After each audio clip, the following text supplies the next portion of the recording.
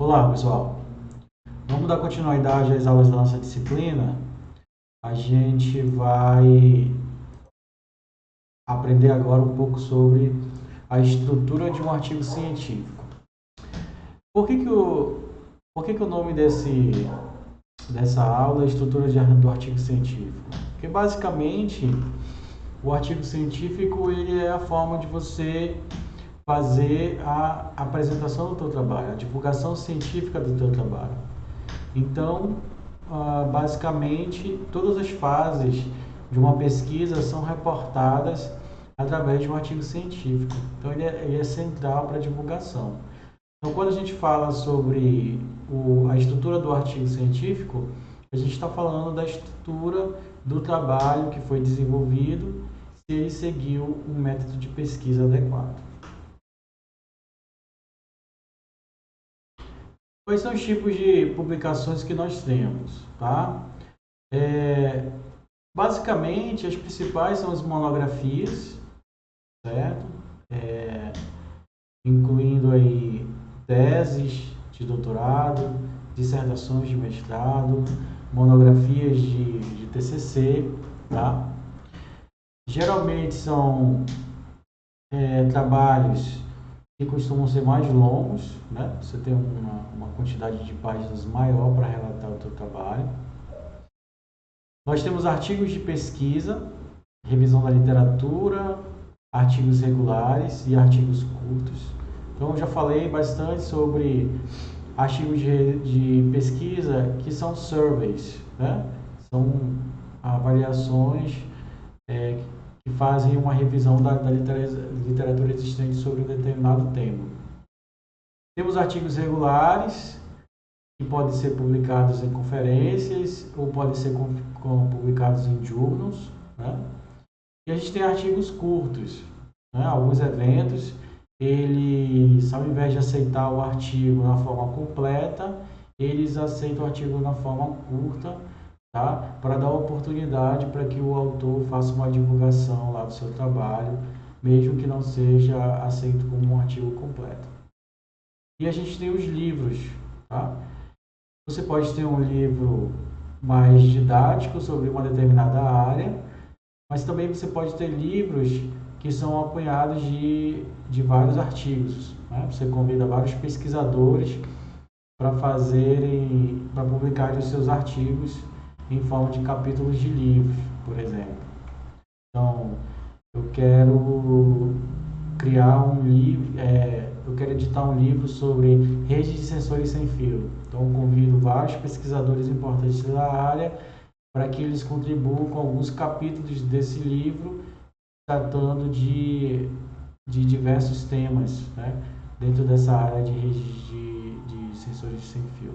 Tá? Então, basicamente, nós cientistas fazemos o quê?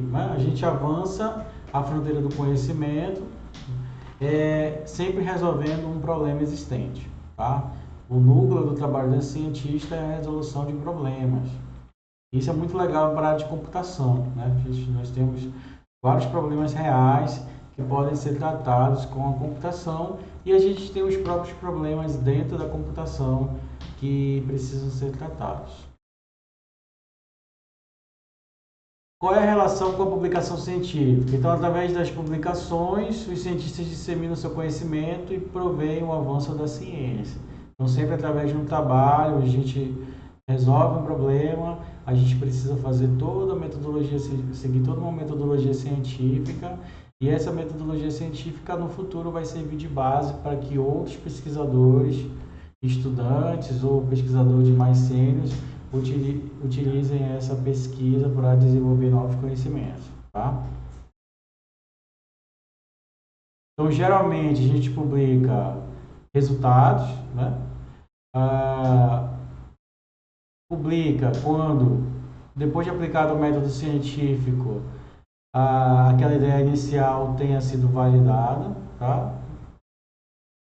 Geralmente, a gente começa com uma hipótese e essa hipótese ela se transforma numa tese, ok?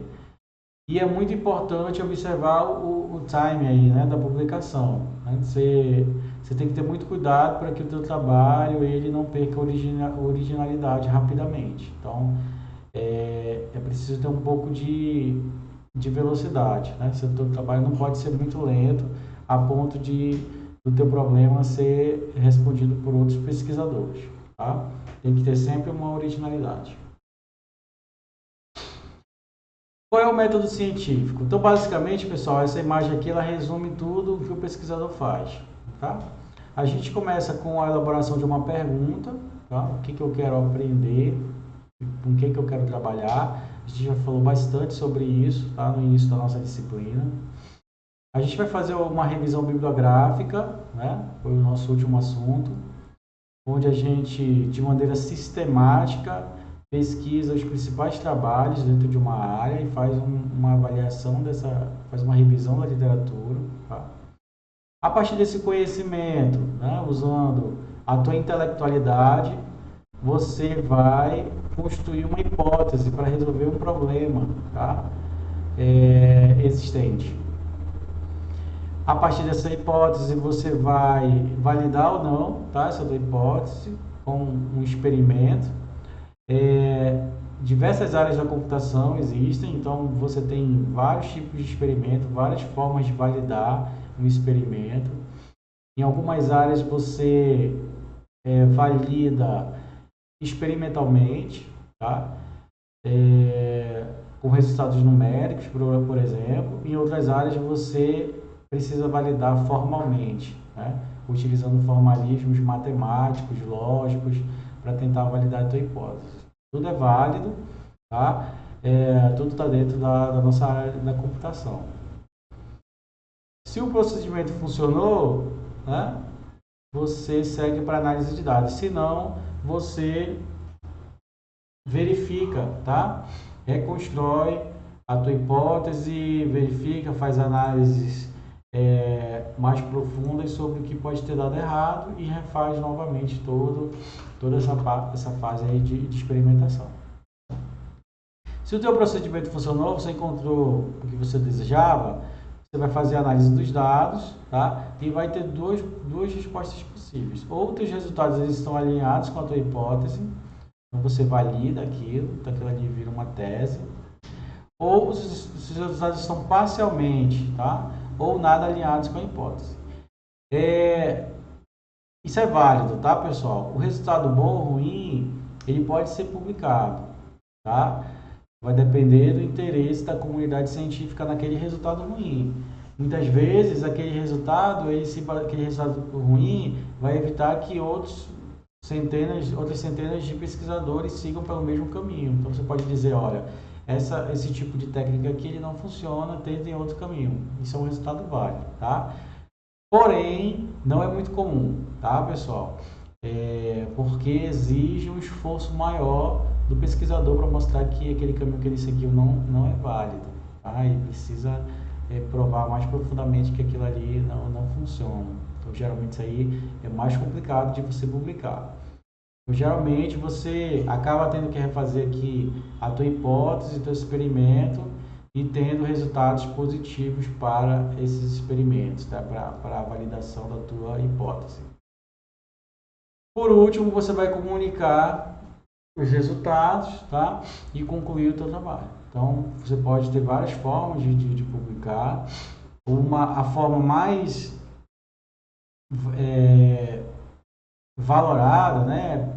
Mais bem avaliada pelos pesquisadores é através de um artigo publicado no journal, né? Por ser uma publicação que tem mais escrutínio, né? Por parte dos revisores. Então, você tem vários journals periódicos que aceitam papers frequentemente, ou journals que são lançados para um determinado tema. Então, tem um journal de redes, por exemplo, mas periodicamente ele lança temas que são hot topics naquele momento, né? São temas quentes. Então, pode ter lá um journal de redes, mas naquele determinado período ele está aceitando papers de machine learning aplicado em redes. Aí você vai ter naquele issue lá só artigos relacionados com esse tema. No outro período ele tem publicações mais gerais. Ou você pode publicar numa conferência, também é válida. Tem muitas conferências que são mais difíceis de você ter um artigo aceito do que num journal, tá? São conferências concorridíssimas. O bom da conferência é que você tem a oportunidade de conhecer outros pesquisadores quando você vai apresentar, né, esse artigo. Então, além de ser mais rápido, muitas vezes a aprovação para uma conferência é mais rápida do que no jogo. Então, tem que pesar aí, tem um trade-off, né? Tem que pesar na hora que você vai publicar o seu trabalho, se você vai escolher um journal ou uma conferência para fazer a publicação. E claro, livros, né? Capítulos de livros, isso tudo faz parte dos tipos de publicações que podem ser realizadas. Um aluno me perguntou, professor, eu posso enviar um artigo para 12 journals diferentes, né? Não, tá? Não é ético você enviar o mesmo trabalho para 2 publicações ao mesmo tempo. Inclusive, nas regras da maioria das conferências, diz que você não pode ter submetido o seu trabalho anteriormente, né? Nem está submetendo ele naquele momento. Tem vários motivos para isso, né? Principalmente porque essas conferências, esses journals trabalham com utilizam o trabalho voluntário. Então não faz muito sentido você ficar utilizando o trabalho de uma pessoa, né, de um pesquisador lá voluntário, e depois você desistir de publicar o seu artigo porque ele foi aceito em outro lugar, tá? Além disso, você poderia cometer aqueles autoplágio, né? Quando você pega um trabalho e publica ele em vários lugares ao mesmo tempo. Então isso aí não pode acontecer. Então, assim, você vai ter que escolher mesmo uma publicação, geralmente, né, no caso de estudantes, com a orientação do pesquisador que vai te dizer quais são os melhores veículos para publicar aquele teu trabalho. Então, um artigo científico, um trabalho científico, ele tem os elementos pré-textuais, né, o texto propriamente dito e os elementos pós-textuais. Elementos pré-textuais, nós temos o título, autores, né, a filiação do pesquisador, dos pesquisadores, tá? O resumo. No texto mesmo, a gente tem a introdução, a revisão da literatura, os métodos que foram utilizados, resultados de discussão e as conclusões, tá? Como elementos pós-textuais, a gente tem as referências. Então, a partir de agora, a gente vai ver cada um desses itens aqui que fazem parte de um artigo científico. Então, vamos lá, o título. O título é muito importante, pessoal. Hoje em dia, mais importante ainda por causa da indexação. Então, o teu artigo vai ser indexado por uma máquina de busca e aí, se você colocar corretamente lá os termos no teu artigo, ele vai ser encontrado facilmente por outros pesquisadores trabalhando naquela mesma área, tá? Então, ele chama, o título chama a atenção de outros autores, tá? Potenciais leitores do teu trabalho, tá? Ele sempre deve descrever a principal contribuição do trabalho de forma sintética, ele não pode ser genérico nunca, ok? Tem que ser atrativo e interessante, sem ser enganoso, tá? Uma coisa que é bem clara, para quem tem experiência nisso, aquele artigo da tua proposta lá, aquele título da tua proposta, ele é provisório. Ah, professor, na minha proposta, nossa primeira aula, né, proposta de pesquisa, eu tinha um título e esse título passou a não ser adequado depois que a gente desenvolveu o trabalho. Beleza, isso é totalmente comum, você mudar o título de um trabalho, tá? É totalmente aceitável. Porque você vai ganhando, vai amadurecendo, né? Você vai conhecendo a área e aí você vê que aquele teu primeiro título do trabalho não tinha os termos adequados. Então você pode refazer. Então, sempre vai acontecer de você reescrever o título na versão final, tá? Isso pode acontecer muitas vezes durante o trabalho, tá? Porque você quer que o título reflita exatamente o que o teu trabalho se propõe a fazer. Elimine palavras que pouco acrescentam ao artigo, tá? Por exemplo, estudo, investigação, uso, identificação, caracterização e muitas outras. Por quê, pessoal? Porque já quando você já é esperado que você faça um estudo, já é esperado que você faça uma investigação. Se você usa o método de pesquisa, você vai fazer tudo isso, né? Você já usa, né? Você vai ter que identificar problemas, caracterizar, tudo isso faz parte do trabalho, certo? Então, evite usar esses termos. Aqui tem dois exemplos, ó. Um é de um título longo, tá? Pegou 3 linhas aqui, né?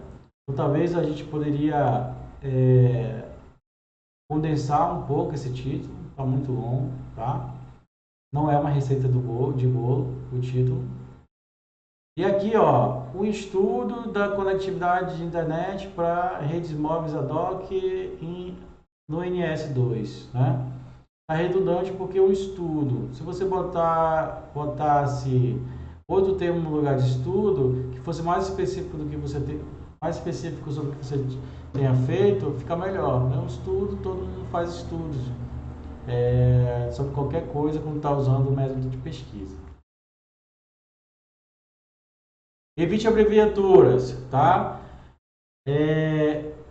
Mesmo que elas sejam comuns. Então, a gente sempre evita a abreviatura porque pode ser que uma pessoa que não seja da área possa se interessar pelo teu artigo. Então, se tiver uma abreviatura lá, vai ser difícil você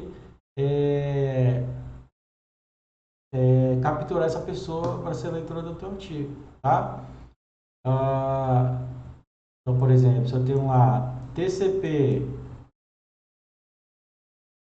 certo? Aí eu teria que colocar Transmission Control Protocol, né? no título do meu artigo, tá? Então depende muito da área, você vai ter uma noção depois que estiver aprendendo, tá?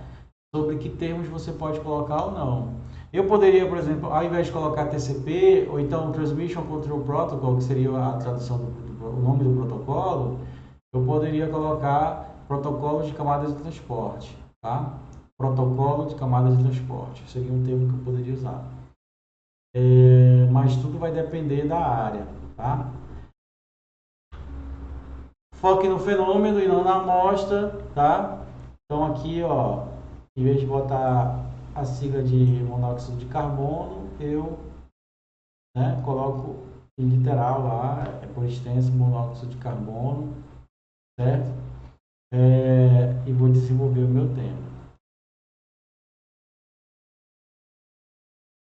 Evite títulos genéricos, isso é muito ruim. Então, ó, um estudo sobre redes semânticas. Então, qual o resultado produzido pelo estudo? Não tem nenhum, né? Um estudo sobre redes semânticas. Para quê, né? O que eu vou ganhar lendo isso? XYZ, uma nova técnica de modelagem de dados. Também, só porque ela é nova, não quer dizer que ela é melhor, né? Eu preciso dizer no título por que alguém vai se interessar nessa técnica XYZ, tá? Qual é a vantagem dela?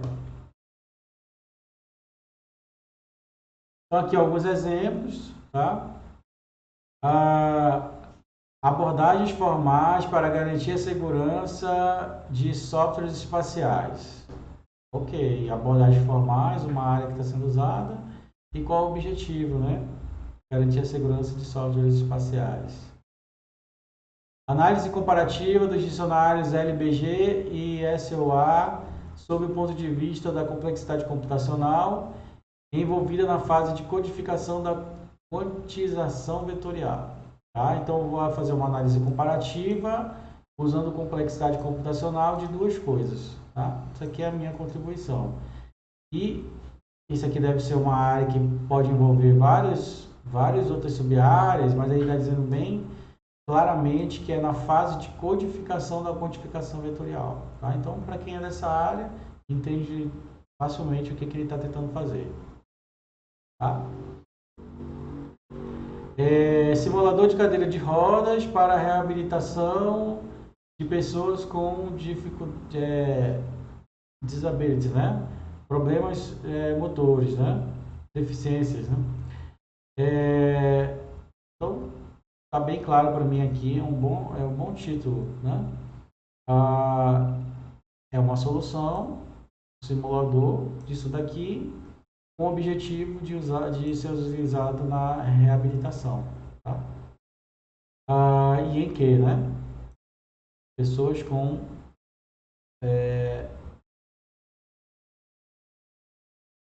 problemas motores, né?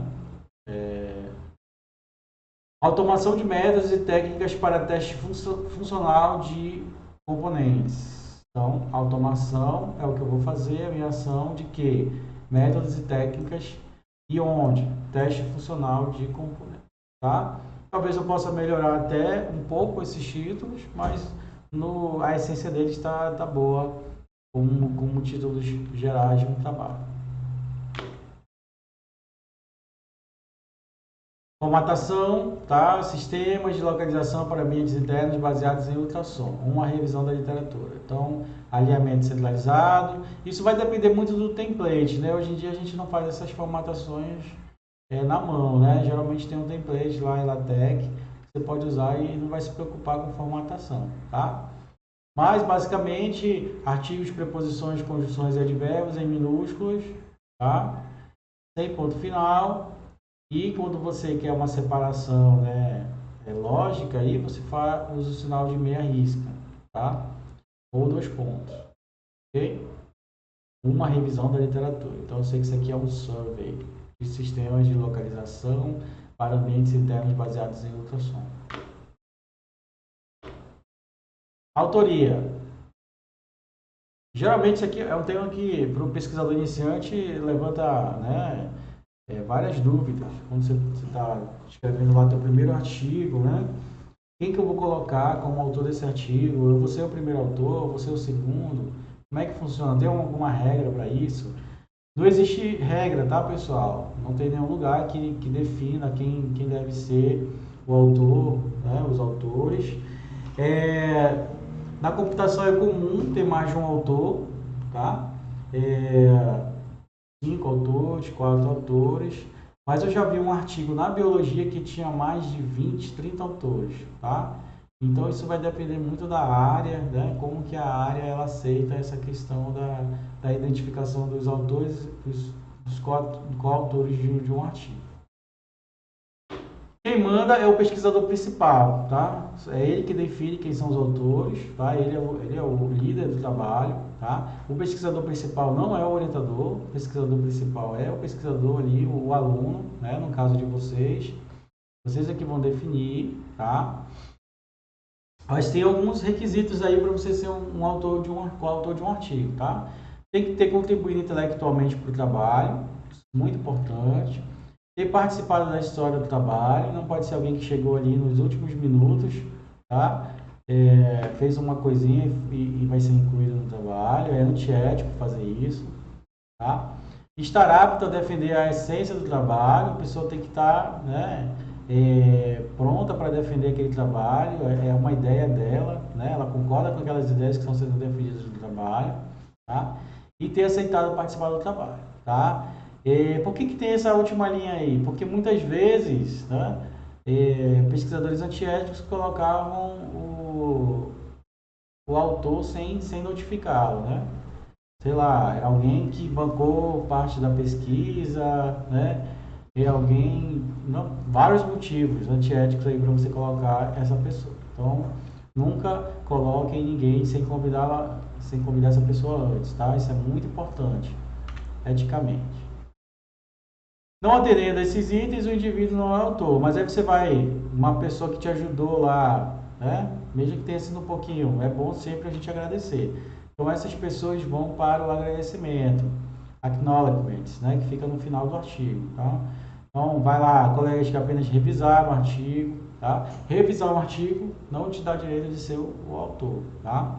Você revisa o artigo porque você quer contribuir um trabalho, mas você precisa ter contribuído intelectualmente para entrar. Algumas vezes você tem colegas que te ajudaram a coletar os dados, então não necessariamente eles também precisam entrar como autor, como coautores de um artigo. Ok? Primeiro nome, geralmente é o pesquisador que fez o trabalho, tá? Os nomes intermediários, outros pesquisadores que contribuíram intelectualmente para o trabalho, tá? E geralmente os orientadores pedem para ficar por último, tá? Não quer dizer que eles não tenham importância ou tenham menos importância, não há uma ordem de importância, tá? É só uma questão de prática, né? O orientador pede para colocar como último nome ali do artigo. Geralmente o pesquisador sênior, né, que orienta o aluno e que banca o laboratório, né? Que coordena o laboratório, tá? Então, defina sempre os orientadores, os autores, né, com ética, tá? O artigo científico é uma coisa muito séria para você ficar colocando, tirando o nome. E com certeza, nunca esqueça de colocar o nome de ninguém, né? Se a pessoa contribuir intelectualmente, a convite para fazer parte do trabalho, formalmente, porque é importante você, né, todas as pessoas que realmente, efetivamente contribuem com o trabalho, participem como coautores. Definido isso, você vai para o resumo, tá? Antes de começar a falar do resumo, é simples. O resumo é a última coisa que você escreve, tá? Por quê? Porque o seu trabalho ele vai se desenvolvendo aí ao longo do tempo e você não sabe como ele vai terminar, né? Só lá no último mês que terminou todas as suas análises, é que sabe os resultados que realmente foram encontrados de fato. Então, resumo é a última coisa que você escreve, tá? E ele flui, tá? Depois que você tem todos os resultados, toda a tua teoria pronta, a análise da literatura, o resumo ele flui normalmente porque ele vai resumir todo o trabalho que foi desenvolvido antes. Tanto é que se você tentar escrever um resumo antes de ter feito alguma coisa do seu trabalho, vai demorar bastante, é bem difícil e não vai ficar bom, né? O resumo não vai ficar bom. Então, o resumo, ele fornece ao leitor os principais achados e contribuições logo no resumo, tá? Pessoal, resultado já vai para o resumo. Você vai conquistar o leitor do teu artigo pelo resumo. Então, você pode até colocar resultados numéricos. Tipo, o meu método foi 20% melhor do que os métodos existentes da literatura. 5%, 30% melhor. Isso tudo que você encontrou vai no resumo, tá? Porque você pretende chamar os leitores. Você pretende que os leitores, né, acessem o teu artigo e utilizem o teu trabalho como referência. Então você já tem que chamá-los através dos teus resultados. Não é blá blá blá que você coloca no resumo, tá?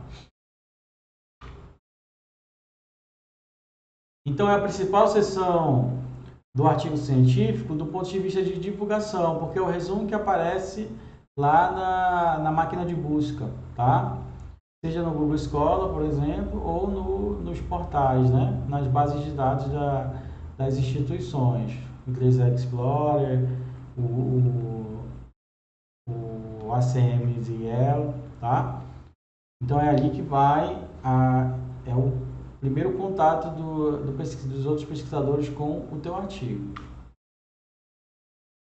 Sumariza os principais aspectos do artigo, como eu falei, vamos já ver vários exemplos, e ele é usado na indexação dos artigos, ou seja, as máquinas de busca vão lá no teu abstract retirar as palavras-chave lá do teu trabalho para fazer a indexação. Então, um resumo bem escrito vai fazer com que mais pesquisadores acessem o teu trabalho. E aí isso vai influenciar depois a quantidade de citações e aí a importância ou não do teu trabalho no futuro, né? Lembra que a gente já falou sobre as citações e elas são muito importantes para detectar um trabalho bom ou não. Não é a única métrica, mas é importante ter citações para o teu trabalho.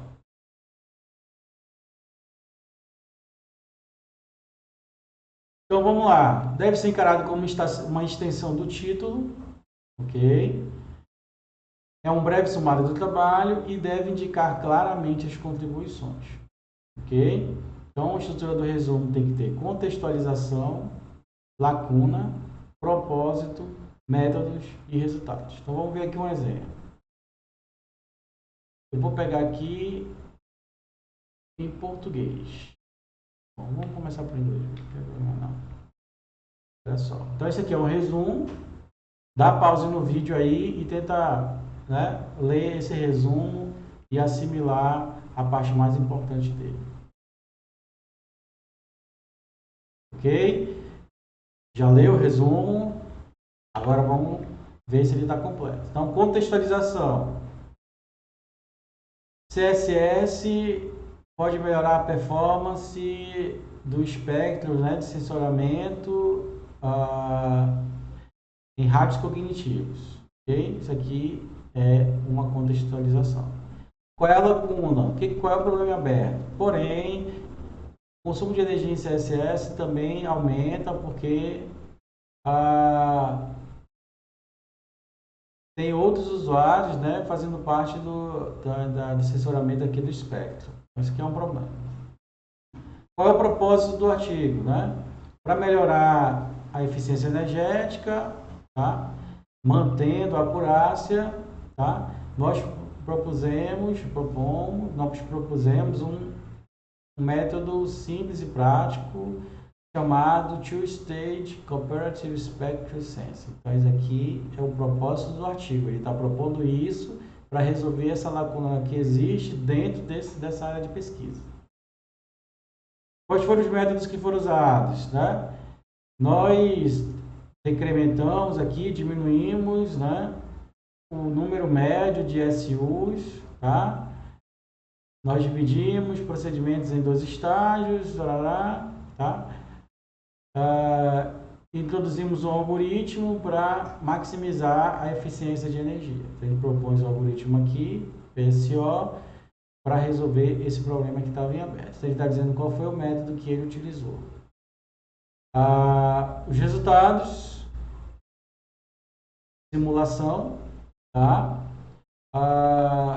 São muito bons e a eficiência de energia do método é muito melhor se comparada com o ICSS de estágio 1, ok?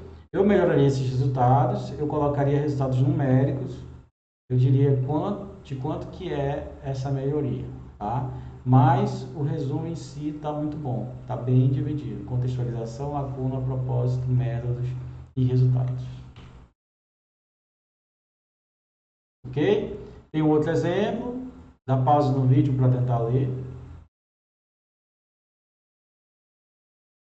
Então vamos agora. Então olha só, propósito.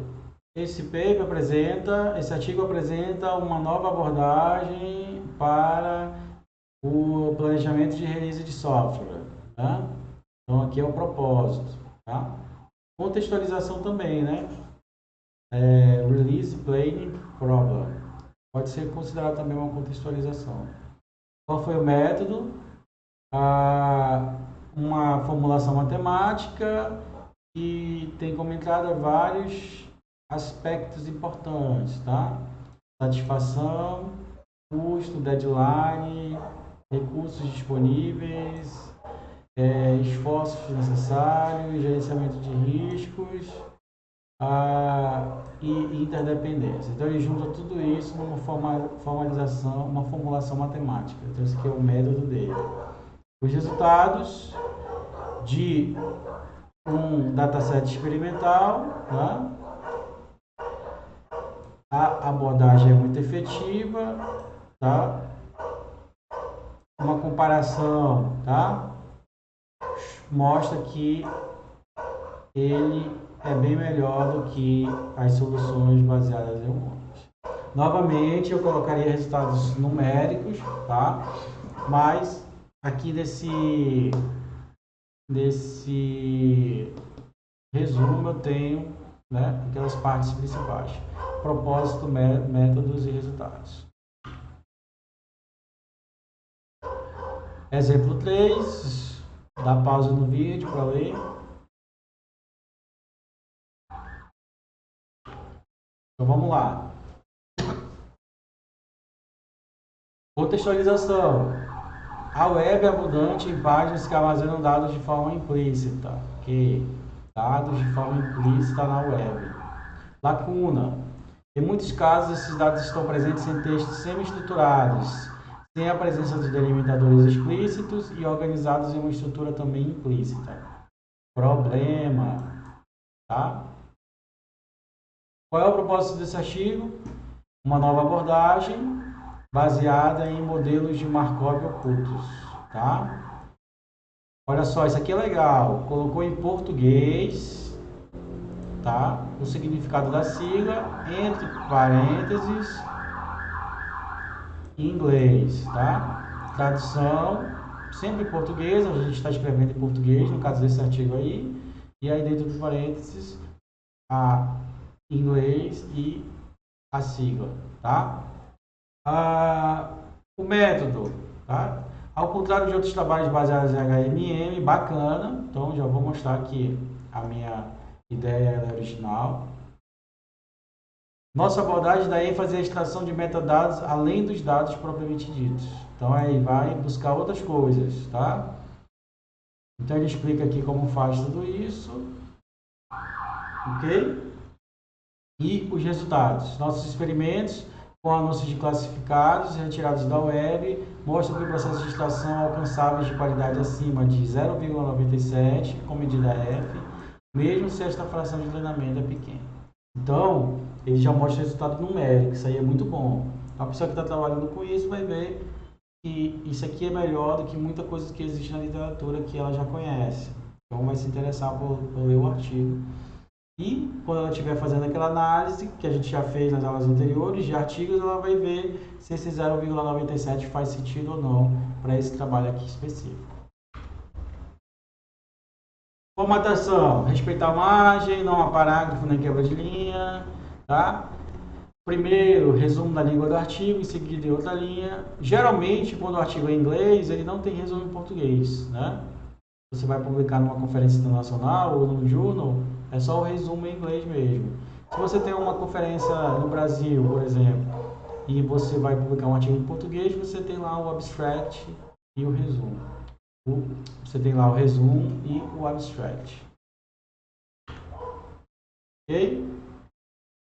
Então aqui, ó, abstract e o resumo. Vai depender muito da formatação lá do artigo, tá? Da conferência.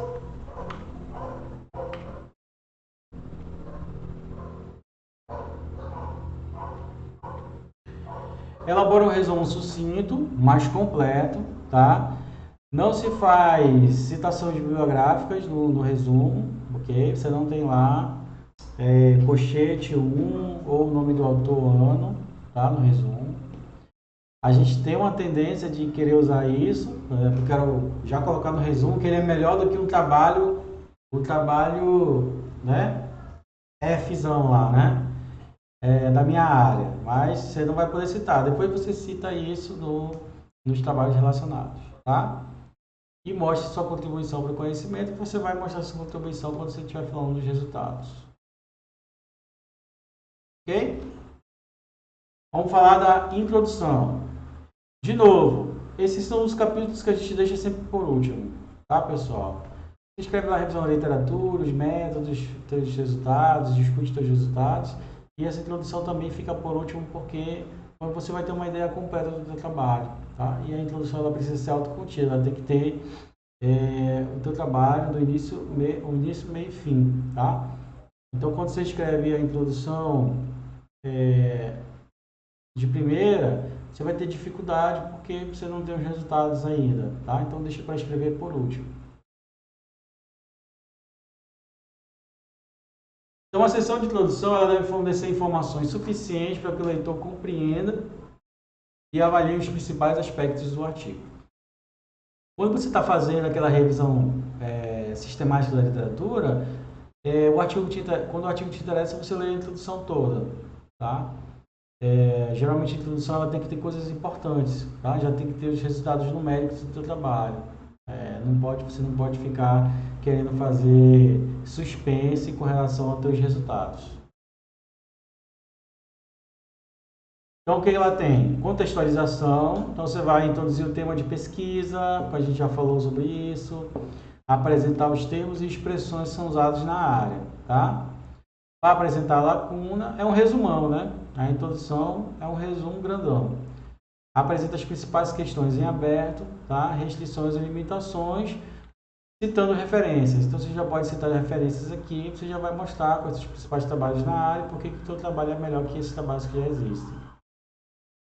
Os objetivos, tá? Estabelecer o propósito do trabalho, ok? Objetivo geral, objetivo específico. Quais foram os métodos que foram utilizados? Você vai resumir os métodos e depois, mais para frente, você vai detalhar todos esses métodos lá nos capítulos seguintes. A justificativa, né, a motivação para o trabalho, tá? Quais são os impactos que ele causou, quais são os impactos que ele causou, tá? E por último, você vai colocar a organização do trabalho. Você vai dizer, ó, capítulo 2 tem isso, revisão da literatura, capítulo 3 tem o método, capítulo 4 tem meus resultados e o 5 tem as conclusões. Você vai mostrar como é que é a organização. Geralmente no artigo você coloca sucintamente, mas se for uma monografia você vai ter mais espaço para descrever. Ó, no capítulo 5 faz uma análise da literatura, dos principais artigos nessa área X, Y e Z, tá? Depois eu mostro, no capítulo 4, eu mostro o meu método Y, o método Z, a aplicação desse método, para lá, formalização X, Y e Z. Tá? Você tem mais oportunidade de escrever. Então vai depender muito do veículo. Ok?